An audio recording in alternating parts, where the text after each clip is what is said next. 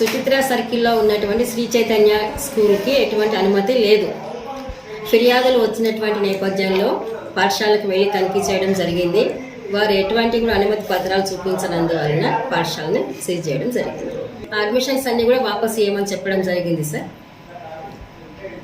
అన్ని స్కూల్స్ ఇంచుమించుగా చెక్ చేస్తూనే ఉంటాము. వెళ్ళి అనుమతులు లేనటువంటి వాటి మీద ముందు మనము చర్యలు తీసుకోవడం జరుగుతుంది సార్. ఈ జరిగినటువంటి సంగతిని మనం పైన ఉన్నటువంటి డిఓ మేడం గారికి మనం తెలియజేయడం జరిగింది. మేడం ఆదేశానుసారం తదుపరి ఏం చేయమంటే చేయడం జరుగుతుంది.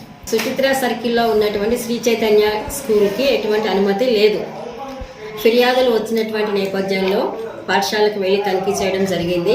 వారు ఎటువంటి కూడా అనుమతి పత్రాలు చూపించనందువలన పాఠశాలను సీజ్ చేయడం జరిగింది.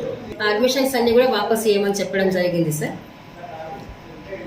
అన్ని స్కూల్స్ ఇంచుమించుగా చెక్ చేస్తూనే ఉంటాము. వెళ్ళి అనుమతులు లేనటువంటి వాటి మీద ముందు మనము చర్యలు తీసుకోవడం జరుగుతుంది సార్. ఈ జరిగినటువంటి సంగతిని మనం పైన ఉన్నటువంటి డిఓ మేడం గారికి మనం తెలియజేయడం జరిగింది. మేడం ఆదేశానుసారం తదుపరి ఏం చేయమంటే చేయడం జరుగుతుంది.